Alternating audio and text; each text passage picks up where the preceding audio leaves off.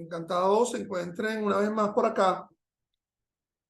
en esta disertación clase dirigida fundamentalmente a mis alumnos de la Universidad Central de Venezuela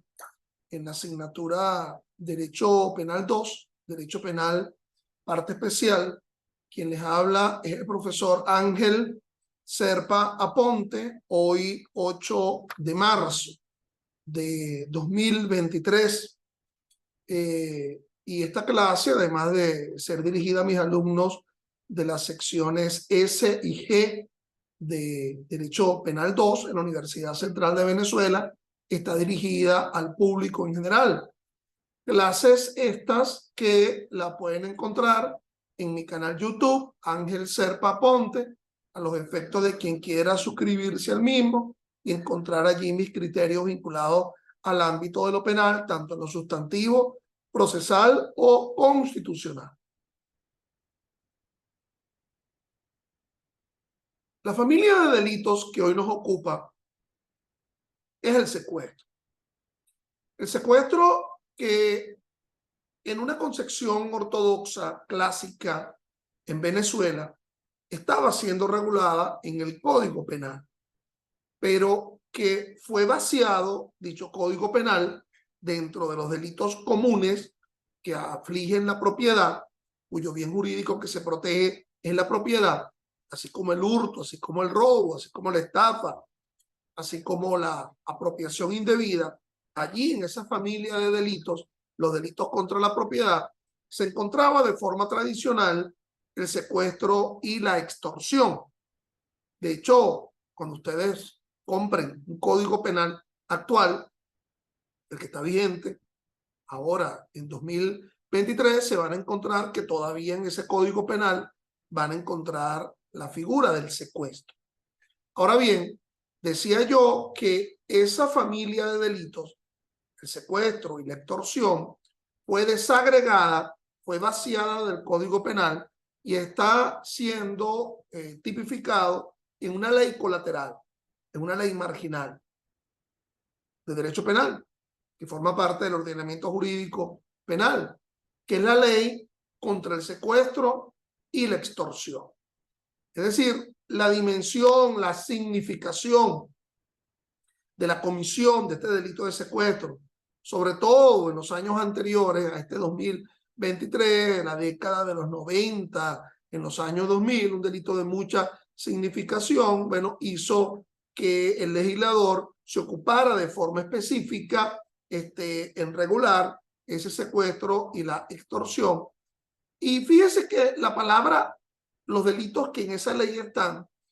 palabras menos, palabras más, es el secuestro y la extorsión. Porque si ustedes ven el ordenamiento jurídico de otros países, cuando se analiza el secuestro, se suele denominar el secuestro extorsivo. Así se denomina en otros países, en el ámbito español, en el ámbito colombiano, quizás en el propio ámbito argentino.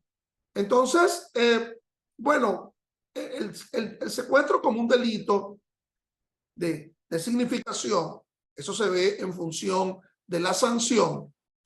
que se le da a este secuestro, sobre todo a partir del artículo 3 de la ley contra el secuestro y la extorsión, pero que es un delito, digamos, pluriofensivo en el sentido de que no solamente se afecta a la propiedad, sino que se afecta a otro bien jurídico, pero que además se asume como un delito de múltiples víctimas, en el sentido de que no solamente se entiende como víctima quien ha perdido su libertad locomotoria, sino que también se entiende como víctima a quien se encuentra constreñido, conminado a pagar un rescate en atención al hecho de que otra persona se encuentra privado de la libertad. Es decir, el pago de un rescate a cambio del reintegro de una libertad, y con lo cual la diferenciación que se asumiría de ese secuestro respecto al robo agravado, entre muchos factores, está el tema de la inmediatez frente a la llamada permanencia que se asume en el delito de secuestro, pero también es la idea de que en el robo se está entregando la cosa mueble directamente de la persona que se encuentra constreñida o conminada, siendo que en el caso del secuestro, generalmente quien está entregando el pago del rescate es persona distinta de la persona que se encuentra en pérdida de su libertad ambulatoria.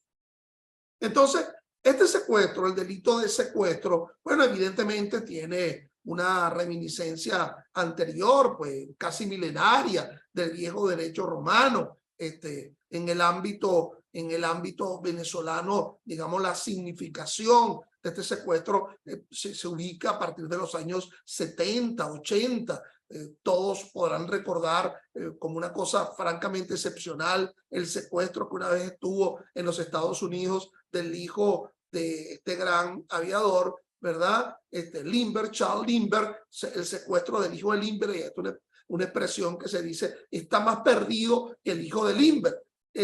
Pero en los años 70 empezó a proliferar un tanto el tema del secuestro en el ámbito nacional, por razones netamente económicas, por razones netamente patrimoniales, pero también por razones políticas. Y esas razones políticas es lo que ha permitido la incorporación de otros subtipos dentro de esta ley contra el secuestro y la extorsión, y por lo cual se explaya un tanto el bien jurídico que estaría siendo protegido. No solamente se trataría de la propiedad o de la libertad ambulatoria, sino otros bienes jurídicos vinculados a lo político, sobre todo a partir de la conjugación del delito de secuestro con los delitos que están presentes en el título primero del libro segundo del Código Penal, que es lo que añade, que es lo que se vincula a los llamados delitos contra la forma republicana, traición a la patria, sedición, en fin, delitos que de alguna forma imprimen otro tipo de bien jurídico. Y también hay que diferenciar que hay un delito que suele aproximarse mucho con el delito de secuestro, que es un delito, digamos, en el ámbito nacional, que es la privación ilegítima de la libertad, que suele ser desplegada en función de lo que la mala praxis policial, pero que cercano a ese delito se encuentra un delito, quizás el delito de mayor significación dentro del elenco del ámbito nacional, que es la llamada desaparición forzada de personas, que está descrita en el artículo 180A del Código Penal, delito que es imprescriptible, como sí es prescriptible el delito del secuestro. Pero si esto no fuera poco, esta conjugación, estas vinculaciones del secuestro establecido en una ley especial distinta al Código Penal, también nos encontramos con una ley orgánica, una ley de ilicitud penal colateral penal, como es la ley contra la delincuencia organizada y el financiamiento del terrorismo, delitos que de ley que establece delitos específicos dentro de esa ley, como por ejemplo el sicariato, como por ejemplo la legitimación dolosa o culposa de capitales, pero que también incorpora al secuestro como delito de delincuencia organizada, en la idea de que el secuestro generalmente suele realizarse con una conformación plural, con una realización plural. No necesariamente podría haber alguien siendo secuestrado, el que privó la libertad a alguien, lo mantiene privado en cautiverio, y es esa misma persona la que exige el pago del rescate, y es esa misma persona la que recibe el pago del rescate. Pero en la generalidad de los casos se asume como un delito de delincuencia organizada. Bueno, mis estimados, entonces, en cada una de estas clases, como están acostumbrados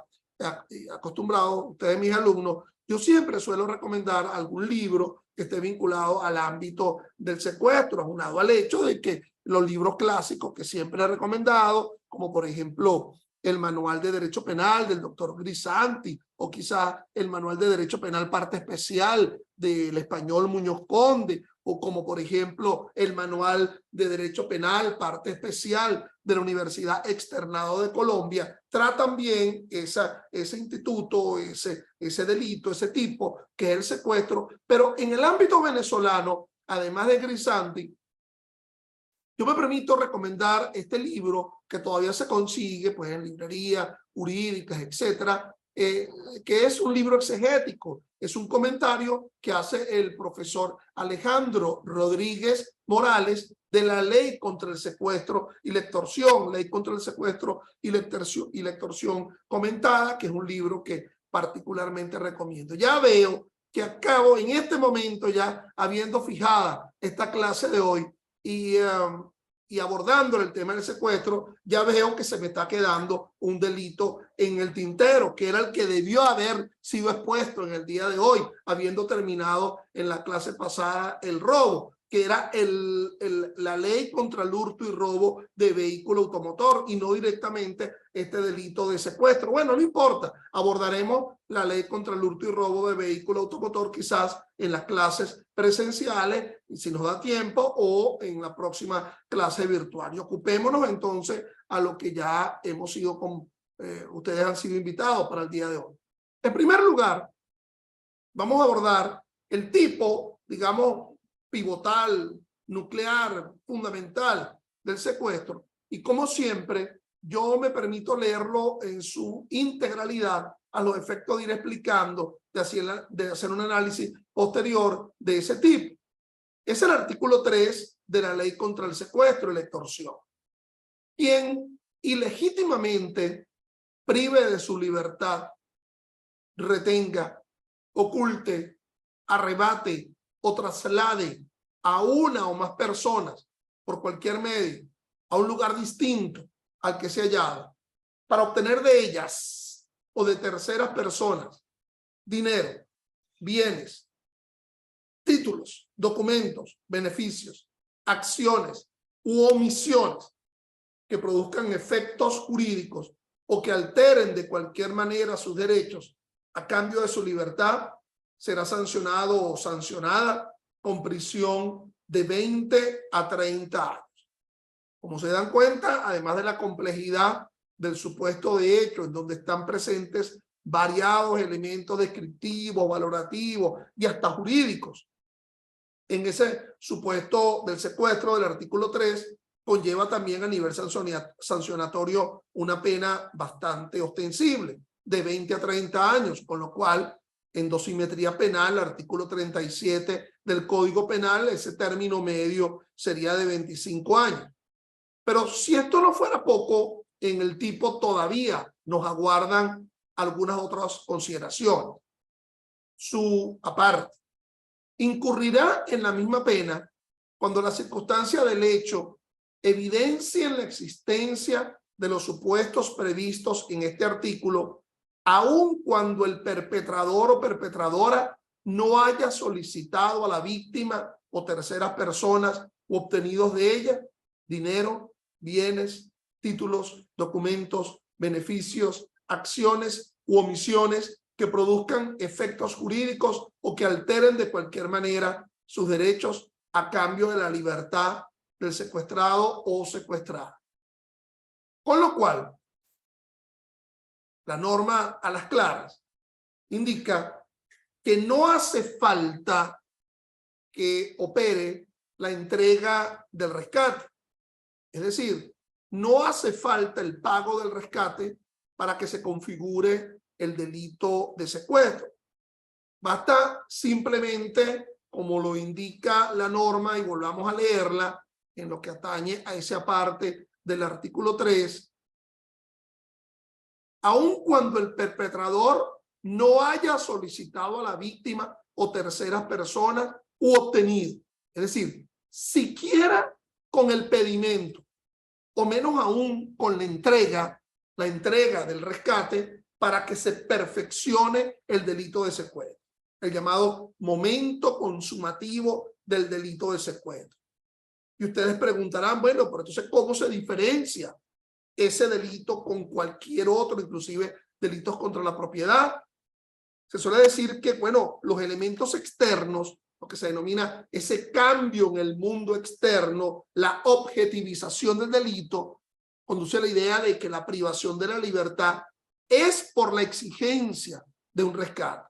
Ese es el fin, aquella expresión, ¿verdad?, de von List, en la cual se nos indica que no existe ninguna causa invidente, que toda causa tiene una finalidad y que por lo tanto esa privación de la libertad es a los fines de exigir ulteriormente el pago de un rescate y liberar a la persona si se ha pagado dicho rescate. Pero fíjense que la concreción a partir de dicho artículo 3 la ley contra el secuestro y la extorsión, pues siquiera amerita la exigencia del pago para configurar el secuestro. Habrá elementos externos. En primer lugar, la propia privación de la libertad. Y es una privación de la libertad que no es a los fines de obtener coactivamente un placer sexual, por decirlo de alguna forma. Si una persona se mantiene, se dice que se mantiene de forma perenne en pérdida de su libertad, siendo referida a esa persona que no va a obtener su libertad hasta que alguien pague un rescate, bueno, aunque no se lo haya pedido directamente a la persona que pierde la libertad ambulatoria, esa es la finalidad, ese es el dolo. Los elementos del dolo del secuestrador es la noción, la representación, la asunción cognitiva de que mi acción tiene capacidad, es eficiente a los fines, no solamente de hacer perder la libertad de alguien, sino de que esa pérdida de la libertad tenga una capacidad, tenga un postulado constriyente, tenga un postulado combinatorio para que alguien pueda pagar el rescate a los efectos de reencontrarme con esa libertad. No es solamente que mi acción desplegada a partir de una retención, fíjate que las menciones que habla el artículo 3, arrebatar, privar la libertad de alguien, no solamente es que mi acción, yo sé que mi acción tiene esa capacidad de privar la libertad, sino que también sé que esa privación de la libertad tiene un efecto de perjuicio de la propiedad. En primer lugar, fíjense que esa protección del bien jurídico propiedad quizás se percibía en la manera como estaba definido el delito de secuestro en el Código Penal. Pero si vemos cómo lo establece el artículo 3, se está indicando inclusive no solamente la entrega de bienes, sino la realización de actuaciones u omisiones. Se habla de omisiones que tengan un efecto de carácter jurídico. Dice que tenga algún tipo de eficiencia de carácter jurídico y que eso se puede ver perjudicado si no se paga, si no se cumple con esas exigencias a los efectos de poder reintegrarle la libertad a alguien. En eso sí estamos claros.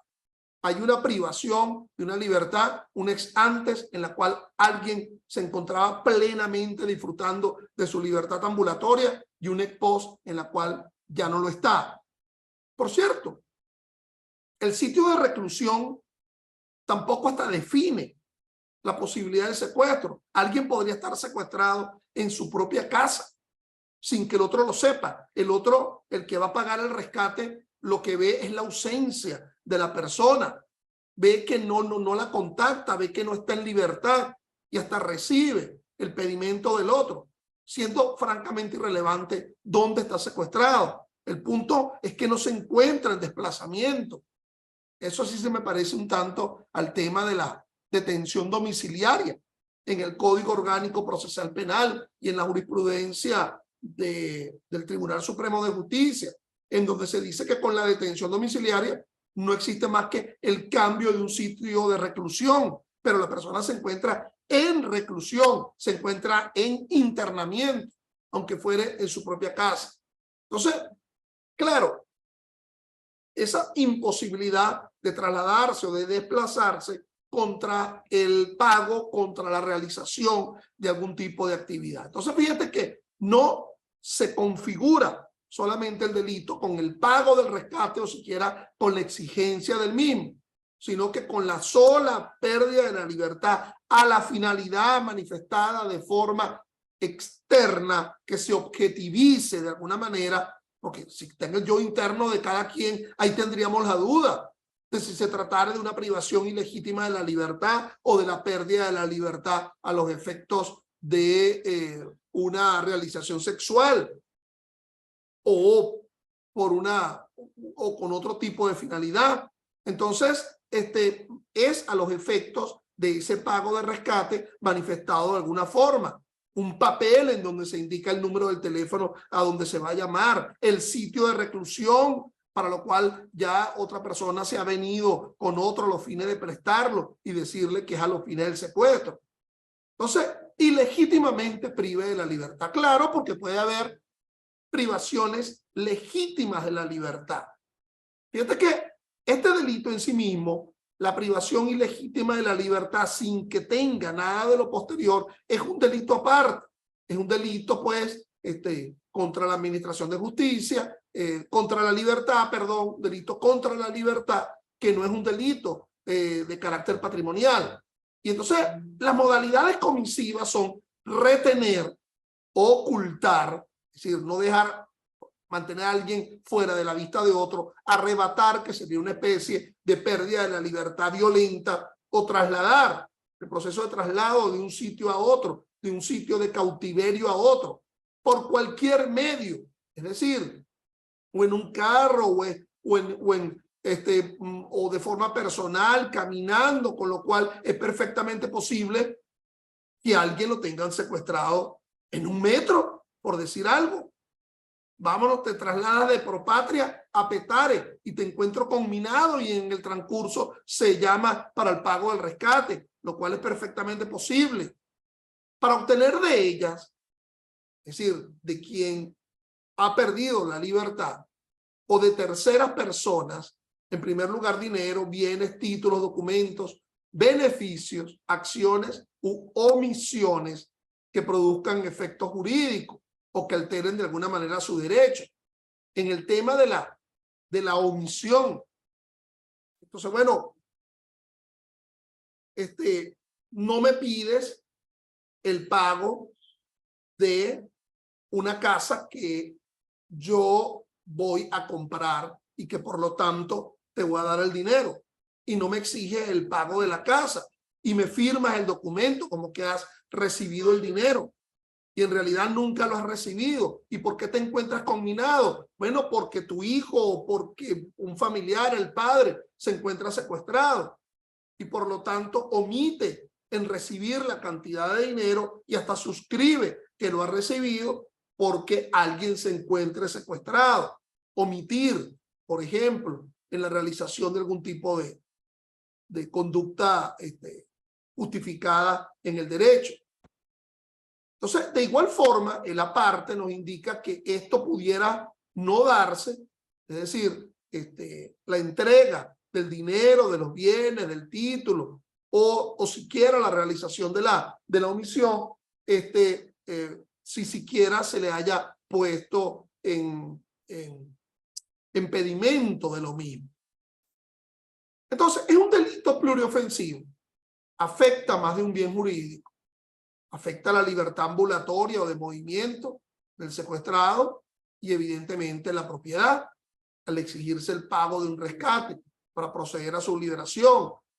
Como lo he dicho, dentro de esta disertación hay que francamente diferenciarlo de la llamada privación ilegítima de la libertad, tipificada en el artículo 174 del Código Penal, que es un delito uniofensivo, que solamente ofende un bien jurídico, que es la libertad, a diferencia de este secuestro extorsivo. Hay que diferenciarlo por lo demás del rapto, que es un delito contra la libertad sexual o contra la moral y buenas costumbres, por esa forma tan digamos, extraña de denominar esa familia de delitos, el título a partir del artículo 374 del Código Penal. Ese rapto en el 383 del Código Penal es la privación ilegítima de la libertad de mujer mayor o emancipada con una finalidad de libertinaje, una finalidad de matrimonio, no hay una prestación económica. Obviamente que hay un provecho del propio sujeto activo, del secuestrador o de un tercero, en el sentido de que alguien, autor mediato, manda al autor material a secuestrar a otro, en la cual la posibilidad de la autoría material, perdón, de la autoría mediata, a tenor de los artículos, del artículo 83 del Código Penal, por vía de la instigación, o por vía de la determinación, estaría presente también allí, y como lo establece dicho artículo, con la misma pena del llamado autor material, es decir, a quien instrumentaliza el propio secuestro en el sentido de hacer privar de la libertad, mantener a alguien en cautiverio, exigir el pago de un rescate, recibir el pago del rescate. Se consuma desde que se realiza la propia privación de la libertad con una finalidad de obtener provecho, aunque no se concrete el pago. Se suele decir que es un delito de intención, la intención subjetiva del autor dirigida a un resultado más allá del tipo objetivo. Entonces, obviamente, dado ello, mal se pudiera concebir que el secuestro es un delito de culpabilidad culposa por vía de negligencia, impericia, imprudencia. Es un delito doloso, persiguiéndose, queriéndose generar ese beneficio por esa acción u omisión. Es decir, acción u omisión en lo que atañe a la víctima. El hacer algo, siendo proactivo, que conduzca a ese beneficio del secuestrador o de un tercero, o no hacer algo que también conduzca en un beneficio de ese secuestrador. No exigirte el pago, por ejemplo, cuando tú me adebes un pago determinado a los efectos de lograr saldada la obligación con la liberación del que está secuestrado. Por otra parte, tampoco hay que confundir con otro secuestro que está presente en la ley de protección, ley orgánica de protección de niño, niña y adolescente, que sería el llamado secuestro familiar, es decir, aquel en que incurriría algún familiar que ostente o no la guarda y custodia o la patria potestad en cuanto a la tenencia individual de un niño que se encuentra en el ámbito de la protección descrita en la ley o por algún tipo de procedimiento descrito en la parte del sistema de protección de niños y adolescentes. Cuando hablo de niños, perdón, también me refiero al ámbito del adolescente, lo cual también es posible. Entonces, no es ese, porque allá sería una finalidad, bueno, satisfacer digamos, un interés de carácter familiar, propiamente dicho, ¿ok? De ello se tratare, y no satisfacer en el ámbito de lo patrimonial. Estaría ubicado en ese supuesto, de hecho, otro tipo de referencia. Bueno, evidentemente que aspiramos que nos quede el tiempo suficiente para abordar también los delitos de aflicción de los menores, que son los delitos que están presentes en la LOMNA. Entonces, hay posiciones encontradas frente al momento de la consumación de ese secuestro, a los efectos de poder entender si nos encontramos en un delito imperfecto, que se podría ver tentativa de secuestro, o frustración, dada esa manera como está siendo concebido ese secuestro en el artículo 3 de la ley contra el secuestro y la extorsión. Fíjense que conforme a la doctrina, se exigiría exclusivamente esa privación de la libertad con la intención de obtener una prestación. Y la diferenciación de este secuestro con el robo, ya lo hemos analizado cuando estuvimos viendo en la sesión pasada el tema del robo. Se atenta contra la libertad porque el sujeto activo constriñe al sujeto pasivo a que le entregue un objeto mueble o a tolerar que se apodere de este, que es lo que establece pues el robo propio del artículo 455 del Código Penal. Por lo que el perpetrador del robo toma directa y concomitantemente lo que desea apoderarse, todo en un mismo acto, todo en una relación, ¿verdad?, francamente inmediata, en la cual no existe dilación, no existe, digamos, permanencia en el tiempo, todo se da de una forma, digamos, inmediata, esa realización del robo, para diferenciarnos del secuestro. En el secuestro, al autor le interesa trasladar al secuestrado al lugar en donde no pueda ser hallado fácilmente. Es decir, el secuestrado es un instrumento de negociación. En el robo hay una privación de libertad momentánea, dura lo que tarda el perpetrador en tomar el objeto o los objetos que quieren apoderarse. Si la acción va dirigida contra el detentor de la cosa, en el caso del robo. En el caso de la privación de la libertad breve, que es lo que configura el robo contra el detentor, el tenedor de la cosa, que se encuentra en el momento, contra personas posteriores que se incorporen a los fines de asumir la defensa de la cosa,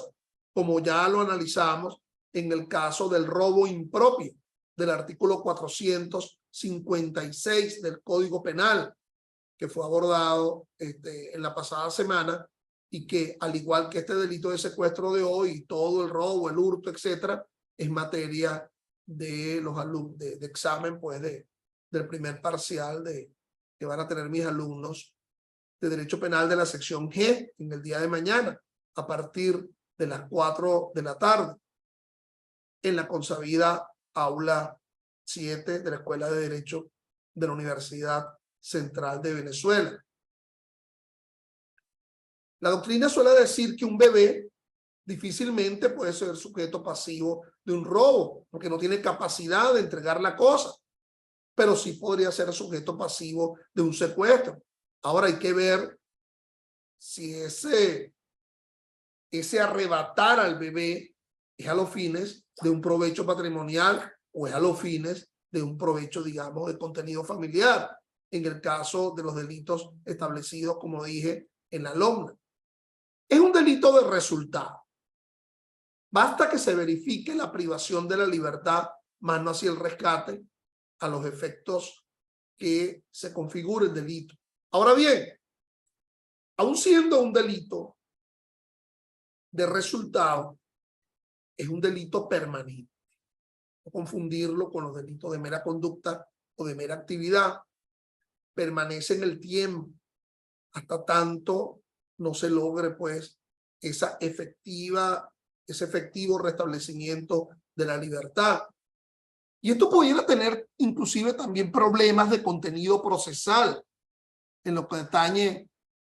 y disculpen la disgregación, en lo que atañe la competencia territorial. Es decir, ¿qué juez va a conocer el delito de secuestro? Imaginémonos la circunstancia de que en Caracas fue privado de la libertad, pero la persona es llevada para ser mantenida en cautiverio en Clarines, estado Anzoátegui, y es desde Apure que se llama a alguien para exigir el pago del rescate. Y el pago del rescate como aflicción de la propiedad ocurre en Aragua, y la persona termina siendo liberada en Amazonas. Y entonces nos preguntaríamos qué tribunal sería competente en razón del territorio. Bueno, quizás el Código Orgánico tenga alguna respuesta en lo que atañe al momento de la detención inicial o el momento en donde se hallaren los elementos vinculados al delito. Pero obviamente la respuesta sería una respuesta que surge del propio finalismo como teoría para la explicación del derecho penal. El acto inicial, si el acto ejecutorio inicial ya define, ¿verdad?, el contenido del asunto, la privación de la libertad era con la intención, es decir, era con el propósito de lograr un beneficio de carácter patrimonial, ya esa privación de la libertad, la ocurrencia de esa privación de la libertad ya define en tanto la competencia en razón del territorio. Les decía yo que en el elemento del los elementos del dolo del secuestrador tenía esa doble noción, esa doble representación. Es decir, la posibilidad de que mis medios sean suficientes para arrebatar, quitarle a una persona la libertad y ser mantenida en cautiverio, pero además la posibilidad de comunicarme con otro a los fines de que el otro me pague el rescate. y que se sienta de alguna forma conminado, porque si yo estoy secuestrando a Juan González, que nada tiene que ver con un señor que se llama Roberto Chacón, y yo le digo a Roberto Chacón, mira, tengo mantenido como secuestro a Juan González, hasta que tú no me pagues el rescate, yo no lo libero, dirá Roberto Chacón, para mis adentros. ¿Quién es Juan González? Me importa un bledo, me importa un pepino. ¿Quién es Juan González? Tiene que haber una relación evidentemente en la noción del dolo, de esa comunicabilidad de circunstancias que vinculan al privado de la libertad con quien se le está pidiendo el pago de un rescate. Se habla de terceros, pero terceros de alguna forma conminados, vinculados, ¿ok?, a esa realización de la privación de la libertad. Pero también tener la noción, la representación dentro del elemento del dolo del secuestrador, que la víctima no quiere ser secuestrada, ni que el otro realmente vaya a yo saber que la persona va a pagar un rescate, porque conmigo verán en la próxima sesión o ahora mismo, al terminar esta, ustedes se pueden incorporar con las mismas coordenadas que existe un secuestro que no es secuestro, que es la llamada simulación de secuestro, descrito en el artículo 4 de la especial ley, en el sentido de que es una especie de estafa la que está allí presente. Ese que no ha sido secuestrado, bueno, se aviene con otro para que llame exigiendo el pago de un rescate y en realidad es un falso secuestro. Entonces, obviamente que en esa noción del secuestrador se asume la idea del carácter incólume tanto de la propiedad que va a ser pagada como de la libertad de la persona que va a ser secuestrada. Y como todo dolo, pasaríamos al elemento volitivo. No me abstengo de los actos ejecutorios que voy a realizar. Son en procura directo de obtener ello. Esa privación de la libertad sin titubeos, sin retrotraerme, sin echarme para atrás, sin retractos que formen parte de lo que la acción de regreso de ese artículo 81 del Código Penal. No, definitivamente son actos voluntarios tendentes a lograr ambas finalidades. Es un delito plurisubsistente, ya que ese es un delito que puede ser fraccionado, por lo que se puede admitir la tentativa, aunque no la frustración,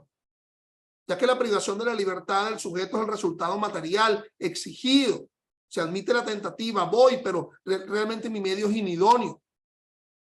Entonces, por favor, incorpórense a la segunda parte de esta disertación con las mismas coordenadas. Gracias.